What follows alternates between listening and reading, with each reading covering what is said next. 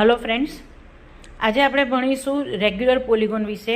તો regular polygon એટલે શું કે જેની અંદર a regular polygon is both the equiangular and equilateral. હવે ઇક્વિએંગ્યુલરનો મતલબ શું થાય? તો ઇક્વિએંગ્યુલરની અંદર તમને શબ્દ છે અંદર એંગલ, તો એંગલ્સ આર સેમ, એટલે એવું પોલિગોન કે જેના એંગલ્સ પણ સેમ છે, ને ઇક્વિલેટરલ એટલે કે જેની સાઇડ્સ પણ સેમ છે। એંગલ અને સાઇડ બંને સરખા હોય, બંનેના મેઝરમેન્ટ સરખા હોય તો તેને કહેવાશે રેગ્યુલર પોલિગોન। બીજી એક પ્રોપર્ટી છે એંગલ સમ પ્રોપર્ટી ઓફ ક્વોડ્રિલેટરલની કે sum of the measure of the four angle of a quadrilateral is 360। આ સિમ્બોલ છે ક્વોડ્રિલેટરલનો।